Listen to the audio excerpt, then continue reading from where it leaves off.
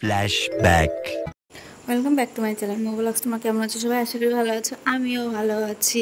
তো চলো সকালটা স্টার্ট করা যাক। তো এইখানে আমি আজকে সকালবেলা চা নিয়ে বসে পড়েছি। আর আজকে আমার সকালবেলা ভীষণই খিদে পেয়েছে, তার জন্যই চা নিয়ে বসেছি। অন্যদিন তো তেমন চা খাই না, কারণ আমার চা খেলে প্রচণ্ড পরিমাণে গরম লাগে, তার জন্য আমার চাটা আর খাওয়া হয় না।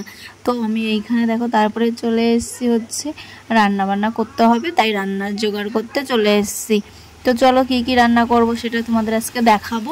তো এইখানে দেখো আমি সব কিছু নিয়ে বসে পড়েছি, ময়দা, পনির, আলু, পেঁয়াজ, মশলা টশলা করে টরে বসে পড়েছি রান্না করতে। তো কী রান্না হবে সেটা তোমাদের আজকে দেখাবো এই ভিডিওতে। তো চলো তোমরা দেখতে থাকো, আর একটু স্কিপ করবে না, স্কিপ করলেই কিন্তু তোমরা মিস করে যাবে সব কিছু। তো এখানে দেখো কতখানি তেল নিয়েছি, আর এই তেলের মধ্যে কি হবে চলো তোমাদের সেটাও দেখাবো।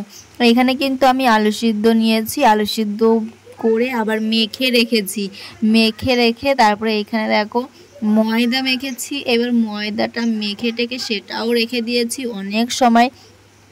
তো এইটা চলো দেখাচ্ছি এইবার কি করব।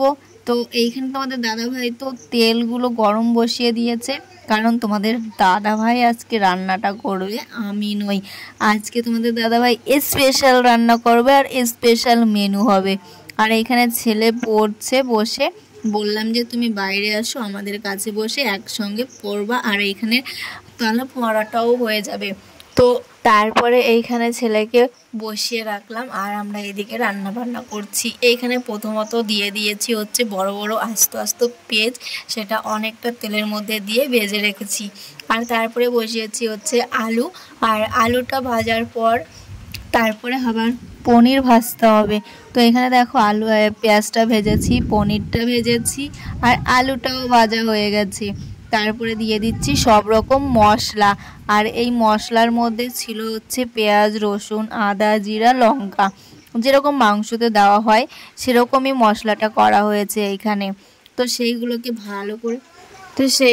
ভালো করে ভেজে, মানে কি বলতো, ঢেকে ঢেকে ভাজতে হবে, আর তা না হলে মশলাটা ভালো করে ভাজা হবে না, আর আলুটাও ভালো সিদ্ধ হবে না। মানে ভাজতে ভাজতে আলুটাও আমার সিদ্ধ হয়ে যাবে, আর রান্নাটাও অল্প সময়ের মধ্যে হয়ে যাবে।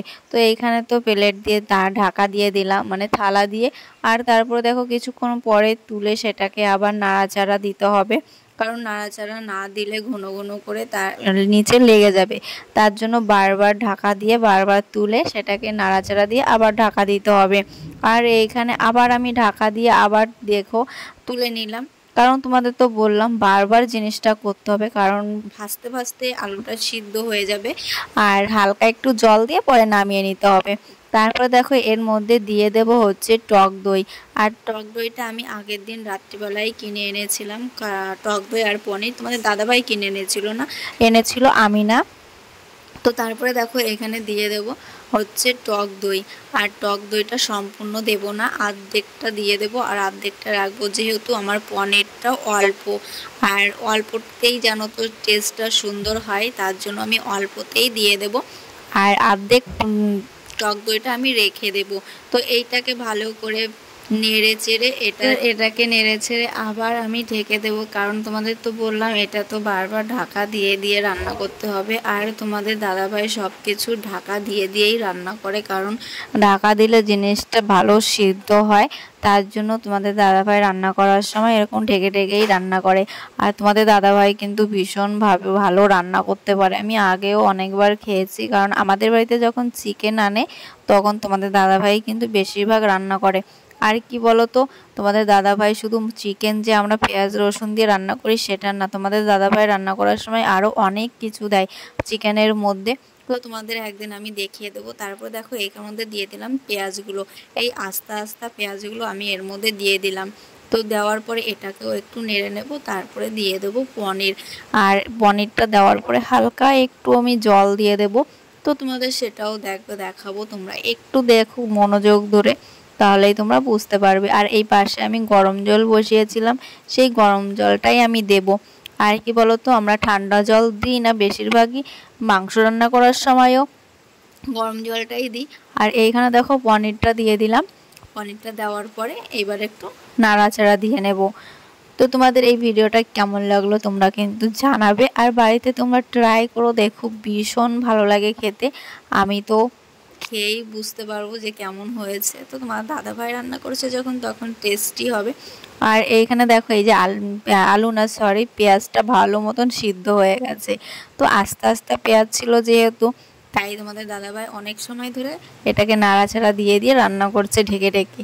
আর এইখানে আমি গরম জলটা দিয়ে দিচ্ছি, আর হালকা পরিমাণে গরম জল দেব, বেশি গরম জল দেব না, কারণ সব কিছুই সিদ্ধ হয়ে গেছে আর বেশি মানে জাল দেওয়া লাগবে না, সেরকমই অবস্থা। হ্যাঁ, সব কিছু সিদ্ধ হয়ে গেছে আর দেখতেও কিন্তু বেশ সুন্দর লাগছে। তো দেখো আমাদের রান্না হয়ে গেছে আর রেসিপিটাও তৈরি হয়ে গেছে। তো আমরা এই রেসিপিটার নাম দিয়েছি হচ্ছে আস্ত পেঁয়াজের পনির। তো কেমন হয়েছে তোমরা বাড়িতে ট্রাই করবে আমাদের আস্ত পেঁয়াজের পনির। তো তার সঙ্গে আরও একটা জিনিস আছে, সেটা হচ্ছে আমাদের পরোটা। তো পরোটা তো বানানো দেখাতে পারলাম না, কারণ সবার খিদে পেয়ে গেছে প্রচুর পরিমাণে, তাই তাড়াহুড়ো করে আর দেখাতে পারলাম না ভিডিওটা। তো এখানে যে একটা আলু সিদ্ধ ছিল, সেই আলু সিদ্ধ দিয়ে হচ্ছে পনির বলছি সরি আলু সিদ্ধ দিয়ে আমরা হচ্ছে পরোটা বানিয়েছি। তো সেই পরোটাটা বানিয়ে তারপরে হচ্ছে আমরা খেয়ে একটু রেস্ট নিয়ে তারপরে আবার দুপুরের রান্নার জোগাড় করে টোরে রেখেছি। আর রান্না করতে হবে কারণ অনেক বেলা হয়ে গেছে। আর এইখানে দেখো বৃষ্টিও নেমে গেছে, মানে এত পরিমাণে মেঘ করেছে তোমরা না দেখলে বুঝবে না, ভীষণ পরিমাণে। আর মেঘ হবে না কেন বলো, কদিন ধরে যা গরম পড়েছে প্রচণ্ড পরিমাণে। আর দেখো অঝরে বৃষ্টিও নেমে গেছে। তো বৃষ্টিটা হয়ে বেশ ঠান্ডা ঠান্ডা ভাব হয়েছে, কিন্তু বৃষ্টিটা কমার পরে আবার যেরকম সেরকম গরমই রয়ে গেছে, মানে প্রচণ্ড পরিমাণে গরম পড়েছে। তো তারপরে দেখো দুপুরবেলা খেয়ে দিয়ে স্নান করে একটু শুতে আসলাম, কারণ কি বলতো সারাদিনের ধকলের পরে দুপুরবেলা একটু না ঘুমালেও হয় না। আর এখানে আমি একটু কাজ করছিলাম, দোকানের কাজ। এখানে চালের বস্তাগুলো সব দোকানে নিয়ে গেছে, তোমাদের অন্য ভিডিওতে দেখিয়ে দেবো।